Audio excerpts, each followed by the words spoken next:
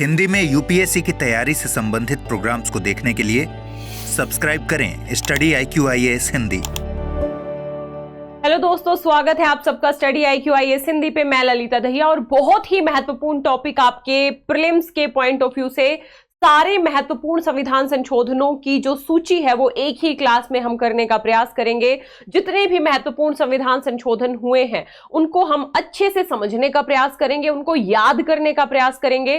दोस्तों, यहाँ पे क्लास शुरू करने से पहले मैं आपको ये बता दूं कि अक्सर बच्चों के दिमाग में ये क्वेश्चन रहता है, विशेष तौर पे संविधान संशोधनों के संबंध में, कि 106 संविधान संशोधन हो चुके हैं ऑफिशियली अभी तक, तो हम इतने सारे संविधान संशोधनों को याद कैसे करेंगे। तो मैं आप लोगों को सबसे पहले ये बताना चाहूंगी कि सारे के सारे संविधान संशोधनों को याद करने की परीक्षा के दृष्टिकोण से बिल्कुल भी जरूरत नहीं है।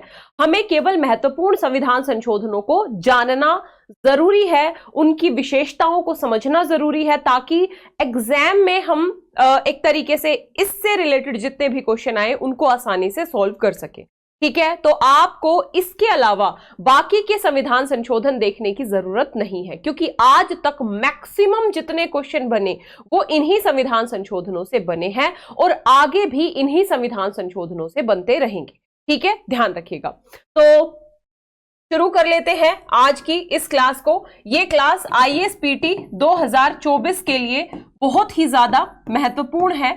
आप इसे अगर रिकॉर्डेड सुन रहे हैं तो भले ही 2 की स्पीड से सुने, लेकिन पूरी क्लास को जरूर सुनिएगा। ठीक है, ध्यान रखिएगा। तो चलिए शुरू करते हैं। सबसे पहला संविधान संशोधन आपको ध्यान रखना है, प्रथम संविधान संशोधन, पहला संविधान संशोधन। इस पहले संविधान संशोधन के द्वारा क्या किया गया? 9वीं अनुसूची जोड़ी गई। ध्यान रखिएगा, 9वीं अनुसूची किस संविधान संशोधन द्वारा जोड़ी गई? तो प्रथम संविधान संशोधन द्वारा। IAS 2019 में सीधा क्वेश्चन बना है यहां से दोस्तों कि जो 9वीं अनुसूची किस प्रधानमंत्री के समय में जोड़ी गई थी। तो यदि हमें यह पता है कि 9वीं अनुसूची प्रथम संविधान संशोधन द्वारा जोड़ी गई 1951 में, तो उस समय देश के प्रधानमंत्री कौन थे? तो जवाहरलाल नेहरू। ठीक है, तो सीधा क्वेश्चन बना है, बनता रहा है। तो ध्यान रखिएगा, 9वीं अनुसूची जोड़ी गई थी हमारे कॉन्स्टिट्यूशन में। यहां पे मैं एक छोटा सा बैकग्राउंड और आप लोगों को बताना चाहूंगी। इस 9वीं अनुसूची में यह प्रावधान कर दिया गया था, जो भी भूमि सुधार से जुड़े हुए मुद्दे थे, भूमि सुधार से जुड़े हुए मुद्दे थे, इस 9वीं अनुसूची में जोड़ दिए गए। और यह प्रावधान कर दिया गया था कि इस 9वीं अनुसूची में जो भी विषय जोड़े गए हैं उनकी न्यायिक समीक्षा नहीं हो सकती। ठीक है, ध्यान रखिएगा। लेकिन फिर एक वाद आया कि हो तो वाद, उसके बाद स्पष्ट तौर पे यह कह दिया गया कि 1973 के बाद, यदि आप तारीख भी जानना चाहें तो जिस दिन केशवानंद भारती वाद आया था, है ना, अप्रैल 1973 के बाद जितने भी विषय इस 9वीं अनुसूची में जुड़े हैं उनकी न्यायिक समीक्षा हो सकती। ठीक है, ध्यान रखिएगा। ये 2 मुद्दे मैंने आप लोगों को अभी बता दिए, यानी पहले इसकी न्यायिक समीक्षा नहीं हो सकती थी, लेकिन वर्तमान सिचुएशन क्या है? तो वर्तमान सिचुएशन है इस 9वीं अनुसूची में जितने भी मुद्दे हैं इनकी न्यायिक समीक्षा क्या हो सकती। ठीक है, तो पहला संविधान संशोधन याद रहेगा। इसके बाद हम सीधा 21वें संविधान संशोधन में आ जाए। ये तो फिर आपको याद करने ही है, क्योंकि जो हमारी 8वीं अनुसूची है जिसमें 22 भाषाएं हैं, है ना, तो ये भाषाएं जिसमें कई सारी भाषाएं कब कब जुड़ी, इनको हमें देखना जरूरी है। तो इस 21वें संविधान संशोधन के द्वारा सिंधी भाषा को 15वीं भाषा के तौर पे शामिल कर लिया गया था। आपको ये पता होना चाहिए 16वीं, 17वीं, 18वीं, 19, 20, 22 इन भाषाओं को कब कब किस संशोधन के द्वारा जोड़ा गया। कमेंट बॉक्स में आंसर लिख के जरूर बताइए। ठीक है, क्वेश्चन पूछा जा सकता है। अगला मुद्दा है 24वां संविधान संशोधन। तो 24वां संविधान संशोधन आप लोगों को याद करना जरूरी है। विशेष तौर पे ये दोनों संविधान संशोधन हम इकट्ठा पढ़ेंगे, 24वां और 25वां। हुआ क्या था, बैकग्राउंड समझिए। गोलकनाथवाद आया था 1967 में। इस गोलकनाथवाद में यह कह दिया गया था कि संसद को जो कॉन्स्टिट्यूशन है, विशेष तौर पे जो फंडामेंटल राइट्स है, उसमें संशोधन करने का अधिकार नहीं है। संविधान संशोधन की प्रक्रिया के द्वारा भी मौलिक अधिकारों में संसद को संशोधन करने का अधिकार नहीं है। उसके बाद संसद ने, और इस वाद में एक बात और कह दी गई थी, ध्यान रखिएगा, इस गोलकनाथवाद में इसका बैकग्राउंड याद रखना जरूरी है। मैंने अलग अलग क्लासेस में आप लोगों को बताया होगा, लेकिन कुछ नए बच्चे होंगे जो पहली बार क्लास सुन रहे होंगे। इस गोलकनाथवाद में ये कह दिया गया था कि आर्टिकल 13 और आर्टिकल 368 एक ही है। यानी आर्टिकल 13 क्या कहता है कि किसी भी विधि, उपविधि, नियम, किसी भी माध्यम से फंडामेंटल राइट में संशोधन नहीं किया जा सकता, यही कहता है आर्टिकल 13। यानी यदि कोई विधि बना के आप मौलिक अधिकारों में संशोधन कर रहे हो तो वो अवैध होगा। इस गोलकनाथवाद में कहा कि आर्टिकल 368 के तहत जो संविधान संशोधन है, जो संविधान संशोधन है, ये भी एक प्रकार की विधि है। अतः आप ना तो कोई विधि बना के मौलिक अधिकारों में संशोधन कर सकते हो और ना ही 368 के द्वारा संविधान संशोधन के माध्यम से संशोधन कर सकते हो। ये एक अलग डिसीजन दिया था गोलकनाथवाद में इस बेस पे। उसके बाद इस 24वें संविधान संशोधन के द्वारा संसद ने स्पष्ट तौर पे वर्गीकृत कर दिया, डिफरेंशिएट कर दिया दोनों को, और साफ तौर पे ये कह दिया कि आर्टिकल 13 अलग है और आर्टिकल 368 अलग है। यानी संसद विधि बना के मौलिक अधिकारों में संशोधन नहीं कर सकती है ना, लेकिन संविधान संशोधन के माध्यम से संसद फंडामेंटल राइट में संशोधन क्या कर सकती है। यानी एक तो 24 में ये कह दिया था कि संसद को ये अधिकार है, वो किसी भी हिस्से का, चाहे वो मूल अधिकार हो, संशोधन कर सकती है। लेकिन क्या कर सकती है? संशोधन आर्टिकल 368 के तहत। तो 24वें द्वारा इतना याद रखना है कि आर्टिकल 13 और आर्टिकल 368 को अलग अलग कर दिया गया संसद के द्वारा। और साथ ही इसी 24वें संविधान संशोधन के द्वारा यह कह दिया गया था कि राष्ट्रपति संवैधानिक संशोधन विधेयक को जो अनुमति है वो दिया जाना जरूरी है। यानी संविधान संशोधन विधेयक पे राष्ट्रपति अस्वीकार नहीं कर सकते, पुनर्विचार के लिए नहीं भेज सकते। ये राष्ट्रपति के लिए बाध्यकारी होगा कि राष्ट्रपति को संविधान संशोधन विधेयक पे अपनी सहमति देना अनिवार्य है। ठीक है, तो ये 3 बातें आपको, बेसिकली 2 बातें आपको ध्यान रखनी है 24वें संविधान संशोधन से संबंधित। ठीक है, यहां से क्वेश्चन बनता है, ध्यान रखिएगा। एक तो सीधा क्वेश्चन बनता है कि संवैधानिक संशोधन विधेयक पे जो राष्ट्रपति हैं वो अस्वीकार कर सकते हैं कुछ मामलों में या पुनर्विचार के लिए भेज सकते, तो गलत हो जाएगा, है ना। अनिवार्य है स्वीकृति देना। और साथ ही आर्टिकल 13 और आर्टिकल 368 अलग अलग है, ध्यान रखना। फिर 25वां संविधान संशोधन, ये बहुत इंपॉर्टेंट है। इसके तहत ये कहा गया था कि आर्टिकल 39B और आर्टिकल 39C को लागू करने के लिए, या हम इसे कहें कि article 39B and article 39C fundamental right पर अग्रता रखते हैं, प्राथमिकता रखते हैं। मतलब क्या है कि इन आर्टिकल को लागू करने के लिए फंडामेंटल राइट में संशोधन किया जा सकता है। यानी आर्टिकल 39B और C में जो भी डीपीएसपी हैं, उनके लिए इस आधार पे चुनौती नहीं दी जा सकती कि आर्टिकल 14, 19 या 31 का उल्लंघन है। यानी ये जो 2 आर्टिकल हैं, ये फंडामेंटल राइट और विशेष तौर पे आर्टिकल 14, आर्टिकल 19 एंड आर्टिकल 31, इन पे ये 2 आर्टिकल अग्रता रखते हैं। अब ये 2 आर्टिकल क्या हैं, ये आपने डीपीएसपी में पढ़ा होगा। इनफैक्ट जब आप पूरी पॉलिटी पढ़ते हो तो इन 2 आर्टिकल के बारे में, जब आप बेसिक स्ट्रक्चर पढ़ते हो तो बहुत विस्तार से आपने पढ़ा होगा। मैं संक्षेप में बता देती हूं। आर्टिकल 39B कहता है देश के संसाधनों का देश हित में प्रयोग, और आर्टिकल 39C कहता है धन के संकेंद्रीकरण पर रोक, यानी सेंट्रलाइजेशन पे रोक लगाने का राज्य प्रयास करेगा। ठीक है, तो ये 2 आर्टिकल, यानी आर्टिकल 39B और आर्टिकल 39C आय की असमानता को कम करने के प्रयास की बात करते हैं, है ना। ISPT 2021 सीधा क्वेश्चन पूछा गया था धन के संकेंद्रीकरण पर रोक से संबंधित, है ना। तो हमें तो आर्टिकल भी पता है, इसमें बात की गई है आर्टिकल 39। तो 25वें के द्वारा स्पष्ट तौर पे कह दिया गया था कि कुछ डीपीएसपी फंडामेंटल राइट पे अग्रता रखते हैं। इन डीपीएसपी को लागू करने के लिए हम मौलिक अधिकारों में संशोधन कर सकते हैं और वो संशोधन अवैध नहीं माना। क्लियर? ठीक है, ध्यान रखना।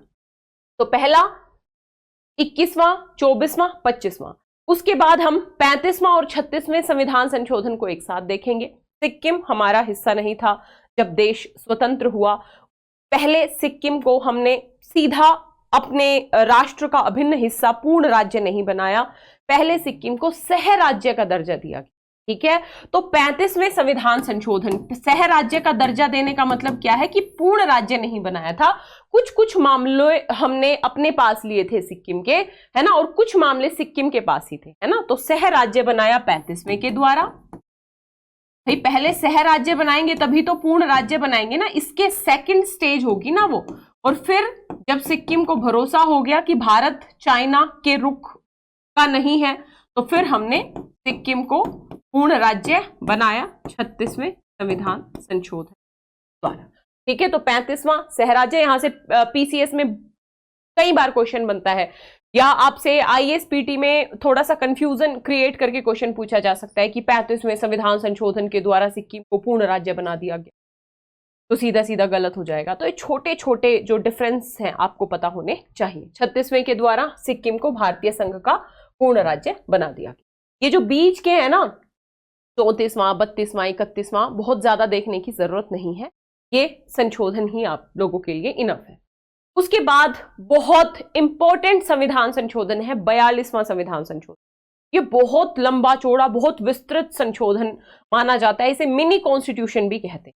इंदिरा गांधी गवर्नमेंट थी, बेसिकली कांग्रेस गवर्नमेंट थी, 1976 में ये 42वां संविधान संशोधन हुआ, और इस 42वें संविधान संशोधन के द्वारा बड़े बड़े चेंजेस करने का प्रयास किया है ना। हम एक एक चेंज को देखेंगे। विशेष तौर पे यहाँ पे सबसे पहले हम बात करें, हमारी प्रस्तावना में 3 शब्द जोड़े गए, है ना। मूल प्रस्तावना में वो 3 शब्द नहीं थे। इस 42वें संविधान संशोधन के द्वारा समाजवाद को, अखंडता को और पंथ निरपेक्षता को, ठीक है, ध्यान रखिएगा, समाजवाद, पंथ निरपेक्षता और अखंडता, इन 3 शब्दों को कहां जोड़ा गया? हमारे संविधान की प्रस्तावना में। पहले इजी इजी बातें देखते हैं, ठीक है जी। एक काम ये हो गया। दूसरा काम ये हो गया जी, 42वें संशोधन के द्वारा ही फंडामेंटल ड्यूटीज को, मौलिक कर्तव्यों को, ये जो कर्तव्य हैं दोस्तों, ये हमारे मूल संविधान में नहीं थे, है ना। आपको पता होना चाहिए, मूल संविधान में फंडामेंटल ड्यूटीज की बात नहीं थी। हमने स्वर्ण सिंह कमेटी की रिकमेंडेशन पे बेसिकली फंडामेंटल ड्यूटीज को जोड़ा 42वें संविधान संशोधन के द्वारा। 2 चीजें याद रहेंगी। तीसरा क्या किया गया, आपको पता होना चाहिए, आर्टिकल 74। आर्टिकल 74 क्या कहता है कि राष्ट्रपति को सलाह और सहायता देने के लिए एक मंत्री परिषद होगी, और राष्ट्रपति इसी मंत्री परिषद की सलाह और सहायता से काम करेगा।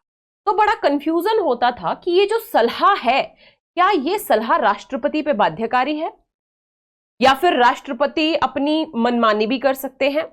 तो ऐसे में इस 42वें संविधान संशोधन के द्वारा ये प्रोविजन कर दिया गया कि ये जो सलाह है ये बाध्य है राष्ट्रपति के लिए मानना, ठीक है, बाध्य कर दिया गया था। अभी मैं बताऊंगी, इसमें फिर एक चेंज होगा, एक परिवर्तन होगा आगे जाके, जब जनता दल की सरकार आएगी 44वें संविधान संशोधन के द्वारा, उसकी भी चर्चा हम अच्छे से करेंगे।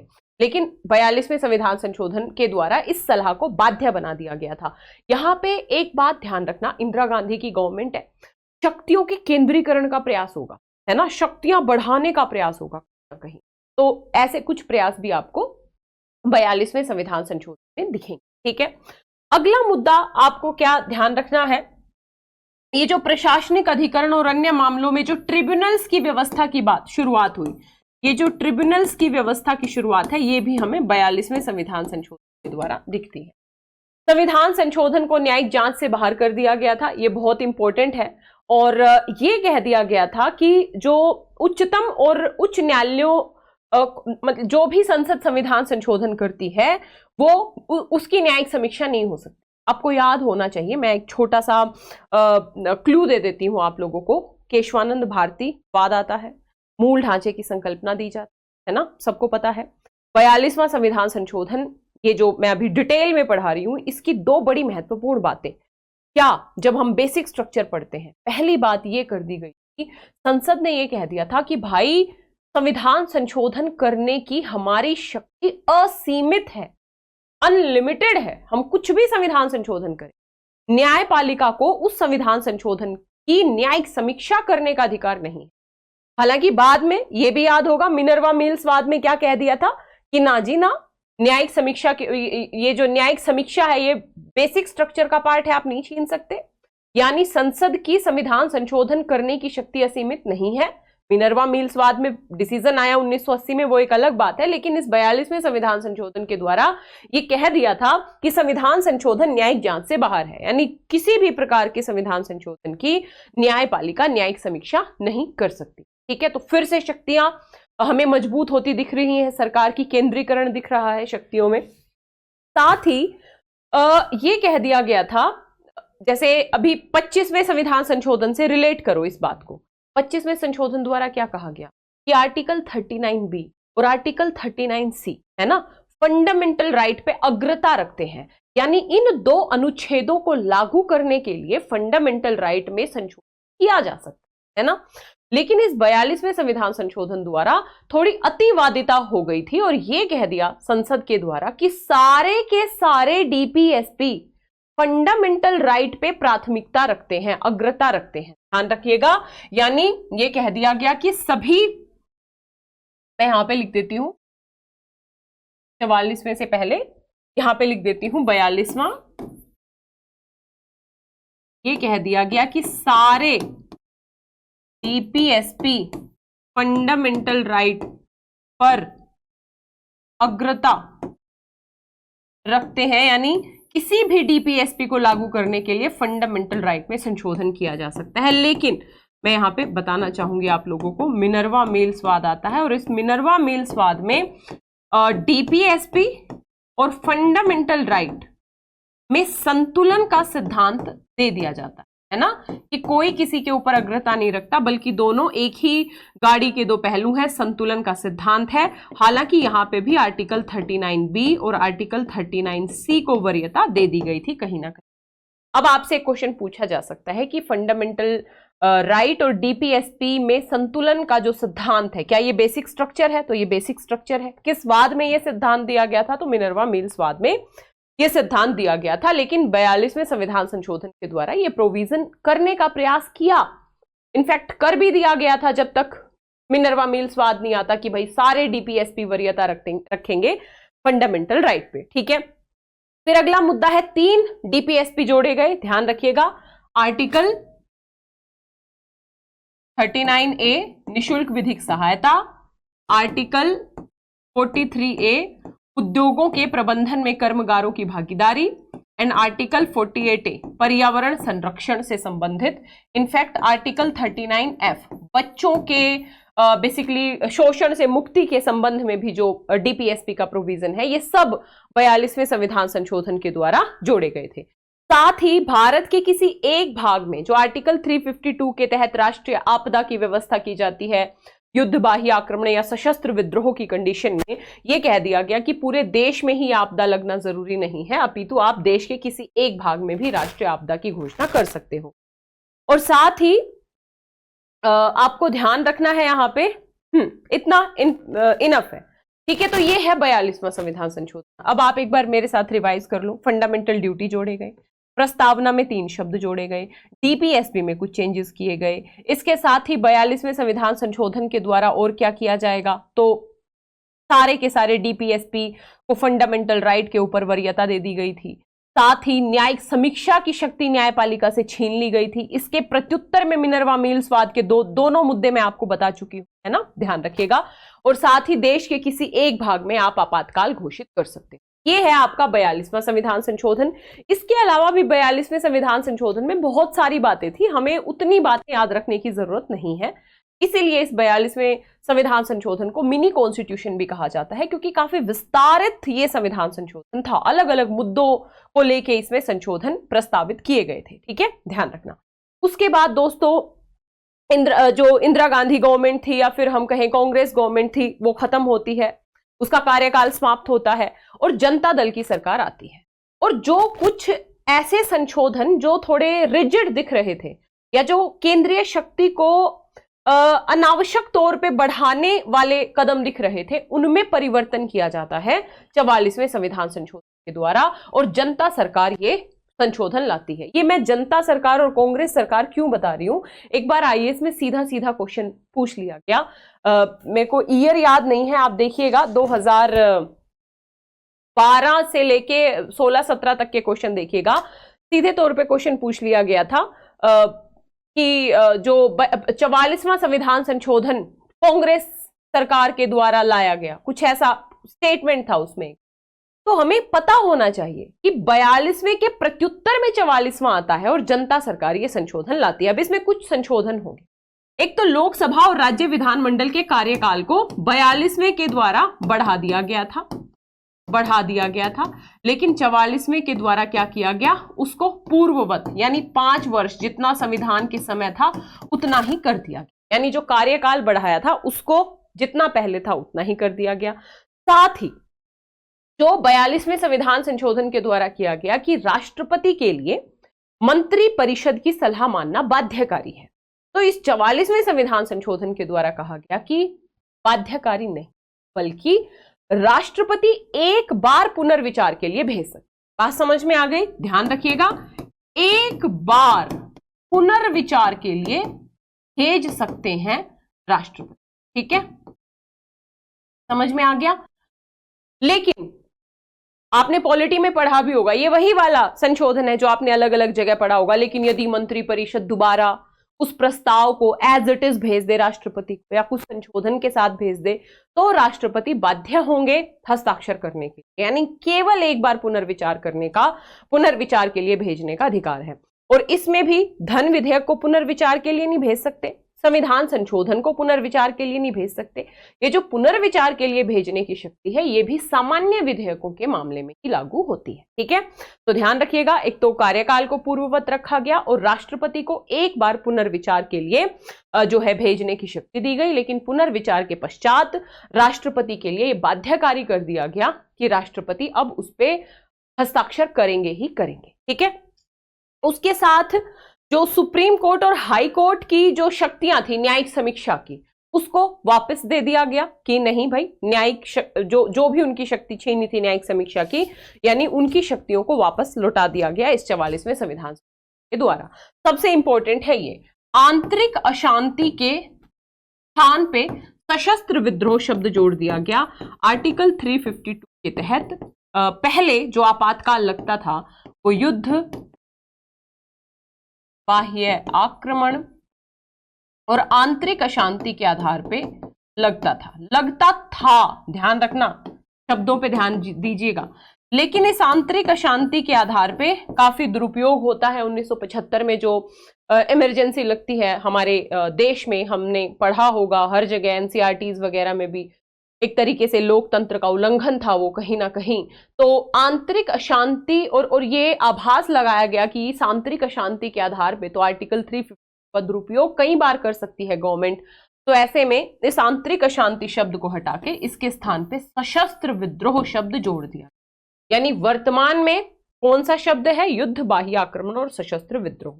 अच्छा, यहां से 2-3 तरीके से क्वेश्चन बन सकता है। क्वेश्चन बन सकता है कि मूल संविधान से ही आर्टिकल 352 युद्ध, बाह्य आक्रमण और सशस्त्र विद्रोह के आधार पे लगता है, तो गलत हो जाएगा, है ना, क्योंकि मूल संविधान से सशस्त्र विद्रोह के आधार पे नहीं लगता, मूल संविधान से आंतरिक अशांति के आधार पे लगता है। 44वें संविधान संशोधन द्वारा ये परिवर्तन किए गए। उसके बाद बहुत इंपॉर्टेंट ये प्रावधान किया गया, क्योंकि 1975 की जो इमरजेंसी लगी वो राष्ट्रपति ने केवल प्रधानमंत्री के कहने भर से इमरजेंसी घोषित कर दी थी। तो यहाँ पे लगा कि भाई इसका भी दुरुपयोग हो सकता है, तो इसकी भी कुछ एक बेहतरीन व्यवस्था करनी पड़ेगी। तो ध्यान रखिएगा, साफ तौर पे 44वें संविधान संशोधन द्वारा कह दिया गया कि जो राष्ट्रपति आपातकाल की घोषणा करेंगे, यदि वो मंत्रिमंडल, पहली बार ये मंत्रिमंडल शब्द जोड़ा गया कैबिनेट की लिखित सिफारिश पे ही आपातकाल लगाया जा सकता है, अन्यथा नहीं। तो मंत्रिमंडल शब्द जोड़ा गया और कहा गया उसकी लिखित सिफारिश पे ही आपातकाल लगाया जा सकता है। यानी वर्तमान में क्या स्थिति है, वर्तमान में ये स्थिति है कि भाई यदि आपातकाल राष्ट्रपति घोषित करते हैं, है ना, तो ऐसे में मंत्रिमंडल की लिखित सिफारिश होना जरूरी है। ठीक है, तो 44वें संविधान संशोधन द्वारा ये प्रोविजन किया गया। ठीक है, और हाँ, ये बहुत इंपॉर्टेंट है, आर्टिकल 20 और 21 में दिए गए जो फंडामेंटल राइट हैं वो आपातकाल के समय भी निलंबित नहीं होंगे। यानी ये सीडीएस वगैरह हर जगह कई बार पूछा है कि कौन से फंडामेंटल राइट है जो आपातकाल में भी निलंबित नहीं होते, तो आर्टिकल 20 और 21 और 44वें संविधान संशोधन ही इसे भी जोड़ा। तो 44वें संविधान संशोधन के द्वारा क्या क्या किया गया, तो एक तो जो लोकसभा और विधानसभाओं की जो कार्यकाल है उसको पूर्ववत रखा गया 5 वर्ष के लिए। इसके साथ ही कैबिनेट की सलाह को पुनर्विचार के लिए भेजने की शक्ति दी गई राष्ट्रपति को, लेकिन पुनर्विचार के बाद अनिवार्य था। और साथ ही सशस्त्र विद्रोह को जोड़ा गया, साथ ही केंद्रीय मंत्रिमंडल की लिखित सिफारिश की व्यवस्था की गई, और साथ ही क्या कह दिया गया कि आर्टिकल 20 और 21 आपातकाल में नहीं छीने जाए। ठीक है, इसके अलावा दोस्तों उसके बाद आपको सीधा 44वें के बाद आ जाना है 52वें संविधान संशोधन पे। 52वां संविधान संशोधन बहुत ज्यादा महत्वपूर्ण है, कई बार पूछा गया है। ये 52वां संविधान संशोधन होता है 1985 में, और ये होता है दल बदल विरोधी विधि के, यानी दल बदल जो से संबंधित जो संविधान संशोधन है वो कौन सा है, 52वां, ताकि जो दल बदल है उसको रोका जा सके, है ना, ध्यान रखिएगा। इस दल बदल कानून के ऊपर मैं एक अलग वीडियो लाना चाहती हूं आप लोगों के लिए, क्योंकि यहां से डायरेक्ट क्वेश्चन पूछा जा सकता है।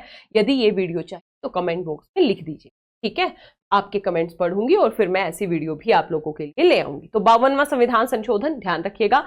बस एक बात मेरी यहां पे ध्यान रखिएगा, इस 52वें संविधान संशोधन के द्वारा ही क्या किया गया था, 10वीं अनुसूची जोड़ दी गई।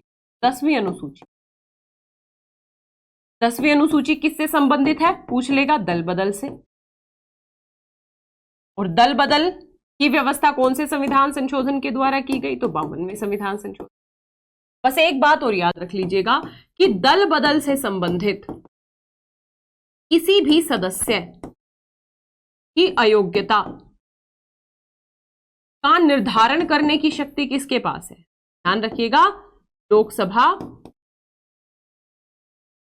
अध्यक्ष, मतलब अध्यक्ष के पास, स्पीकर के पास, राष्ट्रपति के पास नहीं। कई बच्चे यहां पे गड़बड़ कर सकते हैं। यहां पे एक बड़ा कंफ्यूजिंग क्वेश्चन बनता है। देखो, यदि आपसे पूछे कि संसद के सदस्यों की निर्भरता के ऊपर जो निर्णय लेने की शक्ति किसकी है, तो राष्ट्रपति की है, आर्टिकल 102। लेकिन यदि स्पेसिफिकली दल बदल का शब्द देके आपसे पूछे कि दल बदल के आधार पे किसी सदस्य की को निर्योग्य करने की शक्ति किसके पास है, तो प्रेसिडेंट के पास नहीं होती। दल बदल की कंडीशन में ये शक्ति स्पीकर के पास होती है। एक बार सीडीएस में क्वेश्चन पूछा गया कि 52वां वो कौन सा संविधान संशोधन है, हाँ, क्वेश्चन इस तरीके से था कि वो कौन सा संविधान संशोधन है जिसने लोकसभा अध्यक्ष की शक्तियों को बढ़ा दिया, है ना, इनडायरेक्टली क्वेश्चन पूछा, तो उसमें 52वां संविधान संशोधन भी दिया था। तो भाई 52वां संविधान, ठीक है, ध्यान रखिएगा। उसके बाद हम सीधा आएंगे 61वां संविधान संशोधन, काफी महत्वपूर्ण है वयस्क मताधिकार के ऊपर। तो ध्यान रखिएगा, इस 61वें संविधान संशोधन के द्वारा जो वयस्क मताधिकार की आयु है वो 21 वर्ष से हटा के 18 वर्ष कर दी गई। यानी वर्तमान में क्या कंडीशन है, वर्तमान में कंडीशन है कि 18 वर्ष या उससे अधिक का प्रत्येक व्यक्ति, चाहे वो पुरुष है, महिला है, उसकी जाति कुछ है, धर्म कुछ है, वो किसी भी क्षेत्र का है, वो गरीब है, अमीर है, पढ़ा लिखा है, अनपढ़ है, ट्रांसजेंडर है, प्रत्येक व्यक्ति को मतदान करने का अधिकार है। और प्रत्येक व्यक्ति के मत का मूल्य इक्वल होगा, चाहे अंबानी वोट दे, चाहे जो है रिक्शा वाला वोट दे, दोनों के वोट की वैल्यू इक्वल होगी, है ना। तो वयस्क मताधिकार प्रणाली हमारे देश में लागू है। तो एज कितनी है, पहले ये 21 वर्ष थी, यानी मूल संविधान में 18 वर्ष आयु नहीं थी। 61वें संविधान संशोधन के द्वारा 1989 में हमने इस आयु को 21 वर्ष से घटा के 18 वर्ष कर दिया। एक बार पूरी क्लास हो जाए, मैं फिर एक क्विक रिवीजन भी करा दूंगी जिससे थोड़ा सा आप लोगों को हेल्प मिल। उसके बाद 61 के बाद हमें सीधा याद रखना है 69, बहुत इंपॉर्टेंट है इस 69th अमेंडमेंट 1991 के द्वारा केंद्र शासित राज्य दिल्ली को विशेष दर्जा दिया गया था और राष्ट्रीय राजधानी क्षेत्र बनाया गया। यानी 69वें संविधान संशोधन के द्वारा दिल्ली को राष्ट्रीय राजधानी क्षेत्र बनाया गया, पहली बात।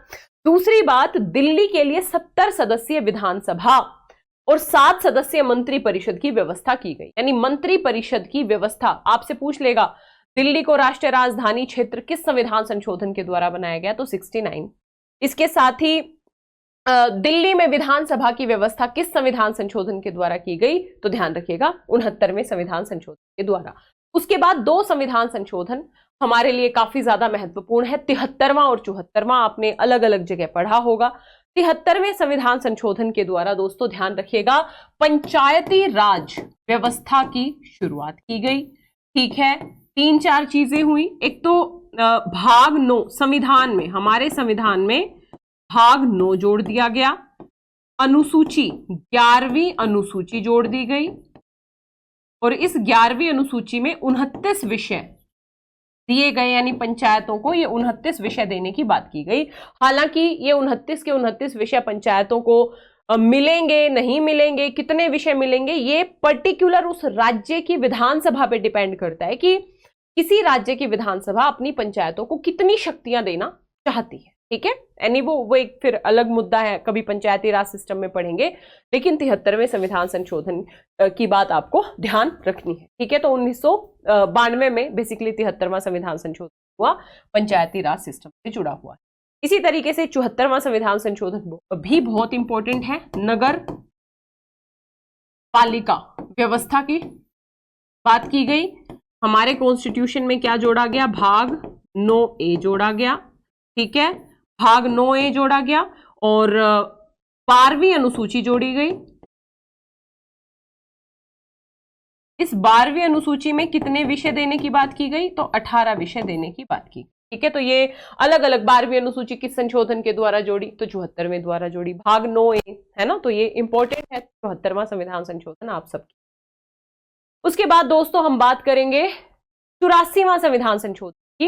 ये 84वां संविधान संशोधन काफी महत्वपूर्ण है। एक तो ये कह दिया गया था कि जो लोकसभा और राज्य विधानसभा है उनकी सीटों के पुनर्निर्धारण पर 25 वर्ष तक 2026 तक क्या कर दी गई, पाबंदी बढ़ाई गई। यानी लोकसभा और राज्य विधानसभा की जो सीटें हैं वो 2026 तक नहीं बढ़ेंगी। ठीक है, 2026 आने ही वाला है 2 साल में।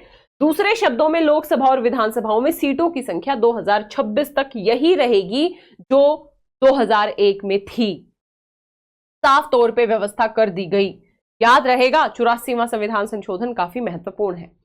उसके बाद आपको ध्यान रखना है 86वां, तो 86वें में 3 बातें याद रखनी। क्या क्या बातें याद रखनी है, खाली पेज मैं यहां पे बता दूं आप लोगों को। 86वां संविधान संशोधन देखो, आर्टिकल है 45। क्या कहता है आर्टिकल, पहले क्या कहता था आर्टिकल 45, ये डीपीएसपी है। ये कहता था कि 6 से 14 वर्ष तक के बच्चों की शिक्षा की जो व्यवस्था है वो राज्य देखेगा, है ना, राज्य का ये कर्तव्य होगा कि व्यवस्था करे। लेकिन इस 86वें संविधान संशोधन के द्वारा देखो क्या चेंजेस हुए।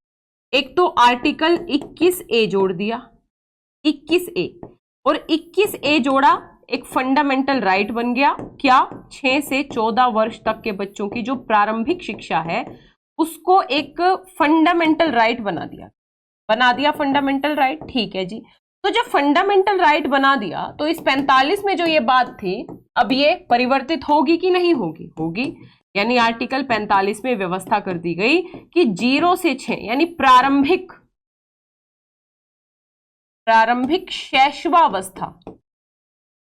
शैशवावस्था की देखभाल की जिम्मेदारी राज्य को दे दी गई। दूसरा संशोधन, यानी पहला संशोधन फंडामेंटल राइट में हुआ, 21 जोड़ दिया। दूसरा संशोधन डीपीएसपी में हुआ, आर्टिकल 45 की लैंग्वेज चेंज हो गई।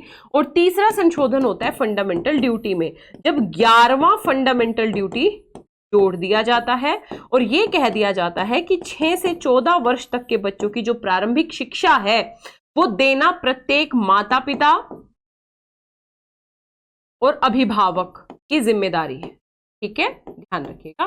तो ये 3 संशोधन किए गए, यानी एक संशोधन हुआ फंडामेंटल राइट में आर्टिकल 21A जोड़ा, एक संशोधन हुआ डीपीएसपी में जिसमें आर्टिकल 45 की विषय वस्तु बदली गई, जिसमें शैशवावस्था की बात की गई 0 से 6 वर्ष तक के, और एक 51A यानी फंडामेंटल ड्यूटी में 11वां फंडामेंटल ड्यूटी जोड़ा गया कि भारत के प्रत्येक नागरिक का यह कर्तव्य होगा कि वो अपने बच्चों को, चाहे वह उसके माता पिता हो या अभिभावक हो, 6 से 14 वर्ष तक की उम्र की जो शिक्षा की, जो प्रारंभिक शिक्षा है उसकी व्यवस्था करेंगे। ये है 86वां संविधान संशोधन, वेरी वेरी इंपॉर्टेंट।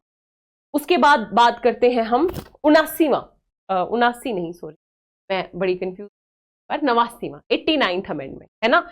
इसमें सिर्फ एक ही बात हुई थी। पहले ये जो राष्ट्रीय अनुसूचित जाति और जनजाति आयोग एक ही हुआ करता था, है ना, अनुसूचित SC/ST आयोग कंबाइंड आयोग हुआ करता था, लेकिन इस 89th अमेंडमेंट के द्वारा 2 भागों में विभाजित कर दिया गया। राष्ट्रीय अनुसूचित जाति आयोग अलग बना दिया गया और राष्ट्रीय अनुसूचित जनजाति आयोग अलग बना दिया गया। दोनों ही आयोगों में एक अध्यक्ष, एक उपाध्यक्ष और 3 अन्य सदस्य होंगे और इनकी नियुक्ति राष्ट्रपति, ये तो फिर आप आयोगों में पढ़ोगे। बेसिकली 89th अमेंडमेंट के द्वारा SC और ST आयोग को अलग अलग कर दिया, ठीक है। ध्यान, बहुत ही इंपॉर्टेंट संशोधन है 91वां संविधान। क्या किया गया? 2-3 प्रोविजन है जो सेंट्रल स्तर पे भी, केंद्रीय स्तर पे भी जो है लागू होंगे और राज्यों की विधायिका के स्तर पे भी लागू होंगे।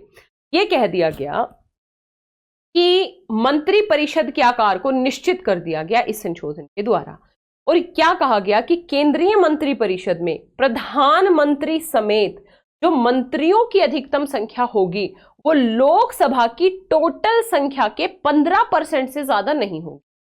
यानी जो टोटल लोकसभा की संख्या है उसके 15% से ज्यादा मंत्री नहीं हो सकते प्रधानमंत्री को मिला के।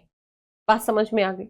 अच्छा, एक बार IAS में या CDS वगैरह में मैं क्योंकि क्वेश्चन PYQ बहुत करवाती रहती हूँ तो मुझे क्वेश्चंस याद रहते हैं। एक बार ये पूछ लिया गया था इसी को उलट फेर करके, पता है क्या स्टेटमेंट दे दी गई थी कि 91वें संविधान संशोधन द्वारा ये व्यवस्था की गई कि प्रधानमंत्री समेत मंत्रियों की संख्या संसद की टोटल संख्या के 15% से ज्यादा नहीं होगी। बच्चों ने कर दिया सही, आंसर हो गया गलत, है ना। बच्चों को ये तो याद था, हाँ कुछ ऐसा हुआ है 15% 91वां संशोधन, है ना, मंत्रियों की संख्या। लेकिन असली दिक्कत है यहाँ वो संसद को नहीं पकड़। भाई संसद में तो लोकसभा राज्यसभा दोनों शामिल है ना, राष्ट्रपति भी है, मतलब वो एक अलग मुद्दा है, लेकिन यहाँ पे लोकसभा क्लियरली लिखा है, ठीक है। इसी के इक्विवेलेंट हम सीधा यहाँ पे आएंगे। राज्यों में भी सेम यही व्यवस्था की गई कि राज्यों में मुख्यमंत्री समेत जो मंत्रियों की संख्या है वो विधानसभा, विधानमंडल नहीं, विधानसभा यानी जो निम्न सदन है उसकी टोटल संख्या के 15% से अधिक नहीं हो। किंतु राज्यों में मुख्यमंत्री समेत मंत्रियों की न्यूनतम संख्या 12 से कम भी नहीं होगी, ठीक है, ध्यान रखिएगा। बहुत महत्वपूर्ण बात है ये, ठीक है। एक तो राज्यों में मुख्यमंत्री समेत अन्य मंत्रियों की संख्या विधानसभा के 15% से ज्यादा नहीं होगी, लेकिन 12 से कम नहीं होगी। दिल्ली वगैरह इसका अपवाद भी है, ठीक है। एनीवे, 2 चीजें पता लग गई, सेंटर के स्तर पे, स्टेट के स्तर पे। अगला मुद्दा ये कह दिया गया था, ये बिल्कुल इजी सी बात है कि संसद के किसी भी सदन का सदस्य यदि दल बदल के आधार पे अयोग्य घोषित हो गया, लोकसभा या राज्यसभा किसी का भी सदस्य यदि दल बदल के आधार पे अयोग्य घोषित हो गया तो ऐसा सदस्य मंत्री होने पर मंत्री पद के लिए भी अयोग्य हो। मतलब सिंपल सी बात है कि भाई यदि कोई सदस्य जो मंत्री है और वो अयोग्य घोषित हो गया तो वो मंत्री पद भी जाएगा उसका, तो मंत्री पद के लिए भी अयोग्य होगा। सेम यही बात राज्यों में भी की गई थी। बस इतना इजी है ये 91वां संविधान संशोधन, ये भूलोगे नहीं। बस लोकसभा और विधानसभा यानी केवल निम्न सदन के आधार पे संख्या तय की गई थी कि निम्न सदन के 15% से ज्यादा, और राज्यों में भी निम्न सदन यानी विधानसभा के 15% से ज्यादा नहीं, लेकिन 12 से कम नहीं। ये है 91वां। उसके बाद हम सीधा आएंगे 97वें संविधान संशोधन पे। Very very important. सहकारी समितियों की व्यवस्था की गई और सहकारी समितियों को एक संवैधानिक संस्था का दर्जा दिया गया इस संविधान संशोधन द्वारा। 3 जगह चेंजेस हुए हैं यहाँ पे भी। सबसे पहले आर्टिकल 19(1)(c) जिसमें संघ बनाने का अधिकार है ना, तो संघ के साथ संघ प्लस सहकारी समिति बनाने के अधिकार को एक फंडामेंटल राइट बना दिया गया। ठीक है जी। और क्या हुआ, दूसरा संशोधन होता है 43B। 43B कहां पे, डीपीएसपी में। और ये कह दिया जाता है, यहाँ पे लिखा भी होगा, एक तो सहकारी समिति बनाने का अधिकार एक फंडामेंटल राइट बन गया। राज्य की डीपीएसपी में सहकारी समितियों को बढ़ावा देने के लिए एक नया डीपीएसपी जोड़ा गया आर्टिकल 43 के तहत, जिसमें ये कहा गया कि राज्य सहकारी समितियों को बढ़ावा देने का, है ना, उनके उन्नयन करने का प्रयास करेगा। ठीक है। और तीसरी बात, हमारे कॉन्स्टिट्यूशन में एक नया भाग जोड़ा, भाग 9A जोड़ा था 73वें संशोधन, भाग 9B जोड़ा था 74वें संशोधन द्वारा, और भाग 9 जोड़ा था 73वें द्वारा, 9A जोड़ा था 74वें द्वारा, और भाग 9B जोड़ दिया गया 97वें संविधान संशोधन द्वारा। और इस भाग 9B में डिटेल से इन सहकारी समितियों की व्यवस्था कर दी गई। समझ में आ गया। 2011 में 97वां संविधान संशोधन, सहकारी समितियां, 19(1)C fundamental right, 43B DPSP और भाग 9B एक अलग से सहकारी समितियों से संबंधित एक नया भाग जोड़ दिया। 99वां संविधान संशोधन बहुत ज्यादा महत्वपूर्ण नहीं है, एनजेएसी की व्यवस्था की थी इसमें, बेसिकली न्यायिक नियुक्ति आयोग की व्यवस्था की थी, लेकिन सर्वोच्च न्यायालय ने इस संविधान संशोधन को असंवैधानिक घोषित कर दिया गया है और ये वर्तमान में लागू नहीं है, एनजेएसी की व्यवस्था नहीं है, क्योंकि वर्तमान में भी जो कॉलेजियम प्रणाली है वही लागू है न्यायाधीशों का चुनाव, न्यायाधीशों की नियुक्ति करने के संबंध में। ठीक है, तो एनजेएसी की व्यवस्था की गई थी। हालांकि ये भी एक बार यूपीएससी में पूछा था कि किस संविधान संशोधन को सुप्रीम कोर्ट ने अवैध घोषित किया हाल ही में, उस समय करंट का ये क्वेश्चन था। तो 99वां संविधान संशोधन एनजेएसी से संबंधित। उसके बाद हम सीधा आते हैं 101 संविधान संशोधन। दोस्तों जीएसटी की व्यवस्था, जीएसटी आपने सुना ही होगा, भरते भी होंगे, तो जीएसटी की व्यवस्था की बात की गई थी इसमें 101वें संविधान संशोधन के द्वारा जीएसटी की बात व्यवस्था की गई। एक प्रकार का प्रत्यक्ष कर है जो बाकी करों की जगह ली है जिसने, 101वें के द्वारा जीएसटी। ठीक है, उसके बाद 102वां बहुत इंपॉर्टेंट है, इस बार मेंस में क्वेश्चन था इस मुद्दे से रिलेटेड, राष्ट्रीय पिछड़ा वर्ग आयोग संवैधानिक दर्जा दिया। मूल रूप से जब राष्ट्रीय पिछड़ा वर्ग आयोग बना तो ये एक वैधानिक आयोग था। अंतर पता होगा ना, विधान, विधि, संसद कानून के माध्यम से, विधि के माध्यम से जब किसी आयोग को बनाए तो वो वैधानिक आयोग होता, जैसे राष्ट्रीय पिछड़ा वर्ग आयोग था। लेकिन 102वें संविधान संशोधन द्वारा इसे क्या किया गया, इसे संवैधानिक दर्जा दे दिया गया और वर्तमान में ये एक संवैधानिक आयोग है। ठीक है, तो 102वां संविधान संशोधन किससे है, राष्ट्रीय पिछड़ा वर्ग आयोग से। 103वां संविधान संशोधन इंपॉर्टेंट है। एक तो यहाँ पे जो आर्थिक तौर पे कमजोर वर्गों की उन्नति के लिए जो स्पेशल प्रोविजन किए गए, जो रिजर्वेशन दिया गया, 10% रिजर्वेशन दिया गया इकोनॉमिक बैकवर्ड, जो इकोनॉमिक वीकर सेक्शन ईडब्ल्यूएस को, जो इकोनॉमिक वीकर सेक्शन को रिजर्वेशन दिया गया, जो 10% सीटों के आरक्षण का प्रावधान किया गया, वो इसी 103वें संविधान किया गया। और जहां जहां भी जरूरत थी जोड़ने, जैसे हम 15 में देखते हैं 15(6) जोड़ा, इसी तरीके से 16(6) जोड़ा, तो ये सारी की सारी बातें 103वें संविधान संशोधन द्वारा होंगी। और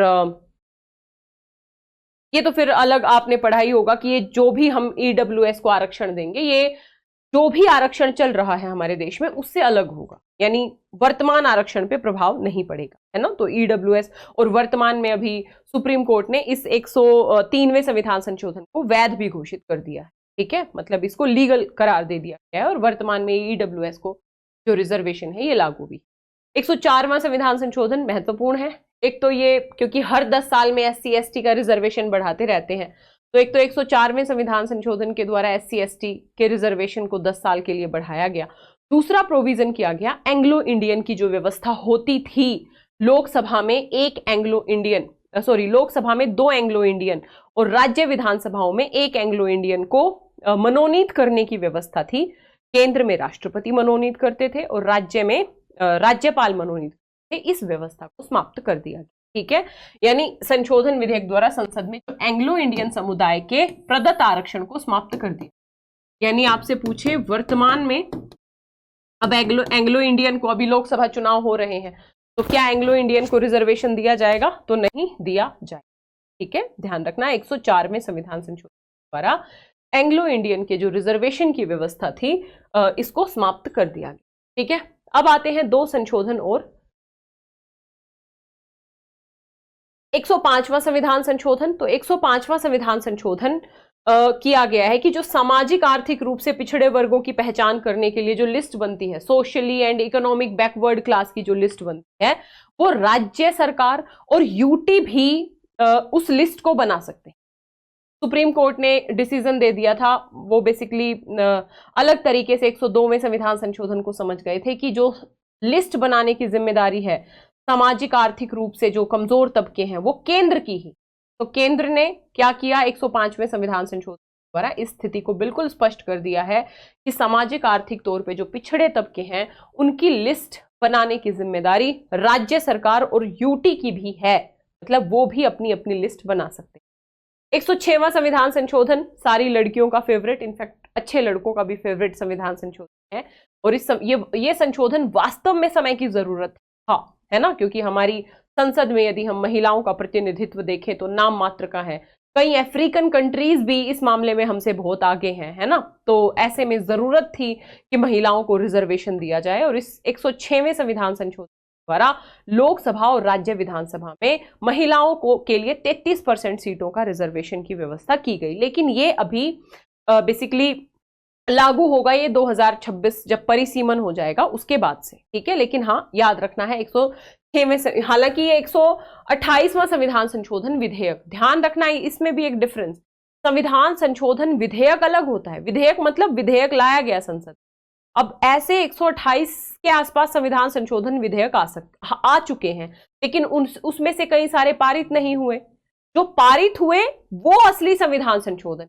अब तक लगभग 106 संविधान संशोधन पारित हो, ये पारित हो चुका है, राष्ट्रपति ने सहमति भी दे दी है, बट ये लागू होगा परिसीमन 2026 के बाद से। महिलाओं को लोकसभा में और राज्य विधानसभाओं में 33% रिजर्वेशन दिया जाएगा इस संविधान संशोधन के माध्यम से। बात समझ में आ गई बेटा? तो मेरे हिसाब से यहां तक आप लोगों को पूरा अच्छे से समझ में आया होगा। इसके अलावा संविधान संशोधन आपको देखने की कतई भी जरूरत नहीं है, ठीक है, ध्यान रखना है इस बात को।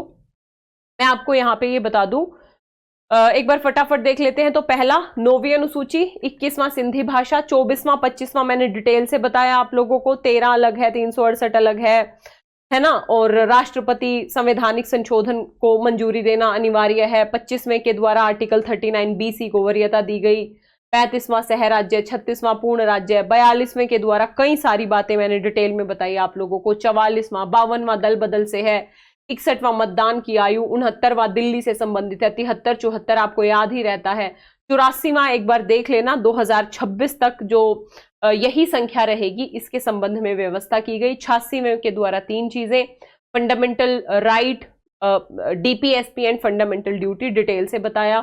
89th अमेंडमेंट SC ST आयोग अलग अलग हुए। 91वां संविधान संशोधन, लोकसभा की सदस्य के 15% से ज्यादा नहीं होंगे और राज्य विधानसभा की 15% से ज्यादा नहीं होंगे मंत्री, प्रधानमंत्री और मुख्यमंत्री को मिला के, और 12 से कम नहीं होंगे। और फिर दल बदल का यदि आरोप लगता है तो फिर मंत्री पद भी जाएगा।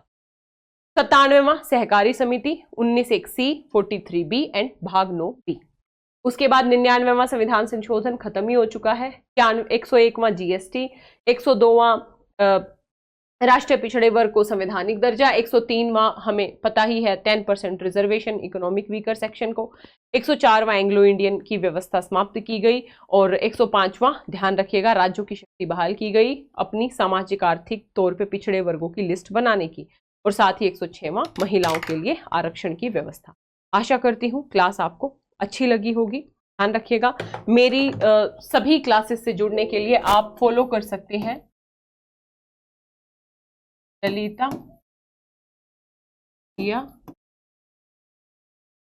Academy Telegram channel. This is Telegram channel, ये मेरी सारी क्लासेस के लिंक, टाइमिंग, नोटिफिकेशन, PDF वगैरह आपको Lalita Dahiya academy Telegram channel देंगे। तो दोस्तों एक इन्फॉर्मेशन और देना चाहूंगी, 4 अप्रैल लास्ट डेट है बैच में एडमिशन लेने की। यदि आप बेहतरीन तरीके से, एक व्यवस्थित तरीके से यूपीएससी की प्रिपरेशन करना चाहते हैं, 13 से 14 महीने में अपने पूरे सिलेबस को कंप्लीट करना चाहते हैं, तो निश्चित तौर पे आप स्टडी IQ IAS हिंदी के बैच से जुड़ सकते हैं। बहुत ही बेहतरीन टीम आप लोगों से ज्यादा मेहनत कर रही है और निश्चित तौर पे आपकी सफलता में ये जो बैच है ये मील का पत्थर साबित होगा। 4 अप्रैल तक आप एडमिशन ले सकते हैं इसमें। और अगर अभी आपको एडमिशन लेना है तो स्टडी IQ की ऐप या वेबसाइट पे जाइए, या इस वीडियो के डिस्क्रिप्शन बॉक्स में लिंक दिया होगा, उस लिंक पे जाके भी आप एडमिशन ले सकते हैं। एडमिशन लेने से पहले आपको कोड यूज करना है LD Live का, LDLIVE। इस LD Live कोड के साथ आपको जो ये बैच है ये मात्र 29,999 में मिल जाएगा। ठीक है, इसकी मैं कुछ खासियत आपको बता देती हूँ। एक तरीके का लाइव बैच है, इसमें लाइव क्लासेस होती हैं, आप रिकॉर्डेड भी देख सकते हैं उन क्लासेस को जितनी बार भी आप चाहें, अपने लाइव डाउट पूछ सकते हैं। टेस्ट सीरीज इसमें इंक्लूड है, PT, मेंस, इंटरव्यू, हर लेवल की जो प्रिपरेशन है इसमें इंक्लूड है। कंप्लीट GS हमारी रिस्पॉन्सिबिलिटी। तो यदि आप एक व्यवस्थित तरीके से तैयारी करना चाहते हैं तो निश्चित तौर पे आप स्टडी IQ IAS हिंदी के जो P2I बैच है इससे जुड़े। 4 मार्च से ये बैच शुरू हो जाएगा। और हाँ, इस बैच के साथ आपको पहली बार 18 किताबों का सेट भी मिल रहा है। यानी आप बैच में एडमिशन लेंगे तो आपको जो 18 बुक्स हैं स्टडी IQ IAS की, जो महत्वपूर्ण हिंदी की बुक्स हैं, वो सारी की सारी आपको इसके साथ फ्री में मिलेंगी।